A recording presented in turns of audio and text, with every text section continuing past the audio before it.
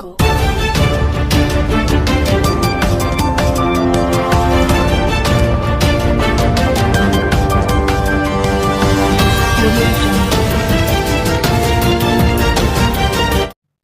শনিবার রাতে কারওয়ান বাজারের একটি ডিজিটাল মিডিয়া অফিস থেকে বের হন মুন্নি সাহা। তারপর তাকে একদল উৎসুক জনতা দেখতে পেয়ে ঘিরে ফেলে। তাকে উদ্দেশ্য করে বিভিন্ন রকমের স্লোগান দেয় এবং বেশ কিছু সংবাদ প্রচার ও মন্তব্যের জন্য দায়ী করে। আপনাদের মতন কিছু কুলাঙ্গা সাংবাদিক পেশাটা হচ্ছে সত্যিটা মহৎ পেশা। সত্যের উন্মোচন তারাই করে, কিন্তু আপনারা সত্যটারে মিথ্যা বানাইয়া পরে খবর পেয়ে পুলিশ এসে তাকে উদ্ধার করে নিয়ে যায় তেজগাঁও থানায়। পুলিশ বলছে মুন্নি সাহাকে গ্রেপ্তার করা হয়নি, বরং জনতার হেনস্থা থেকে বাঁচাতে তাকে থানায় নিয়ে আসা হয়েছিল। সংবাদ দিলে আমি দ্রুত ঘটনাস্থলে পৌঁছি এবং ওনাকে উৎসুক বা উত্তেজিত জনতার হাত থেকে ওনাকে আমি রক্ষা করি এবং রক্ষা করে ওনাকে থানায় নিয়ে আসি।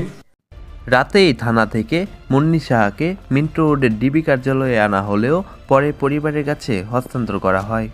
সূত্র বলছে, অন্তর্বর্তীকালীন সরকারের এক প্রভাবশালী উপদেষ্টা ও ঢাকা হাইকমিশনের হস্তক্ষেপে তাকে ছেড়ে দেওয়া হয়েছে।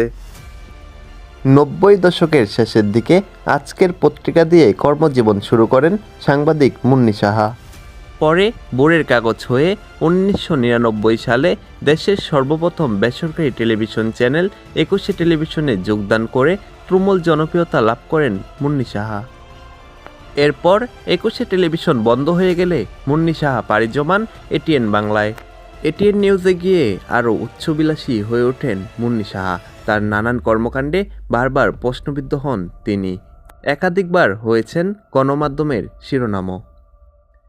আওয়ামীপন্থী সাংবাদিক হওয়ায় তার আকাশচুম্বী প্রভাব থাকলেও সাবেক প্রধানমন্ত্রী শেখ হাসিনার যুক্তরাষ্ট্র সফরসঙ্গী হয়ে গোপনে অডিও কল রেকর্ড করে ধরাও পড়েছিলেন মুন্নি সাহা। আপনি এদেশের একজন নাগরিক হয়ে আপনি এদেশের ক্ষতি কিভাবে করেন বলেন তো? আমি কিভাবে ক্ষতি করলাম? ভাই, দেশটা তো আমার।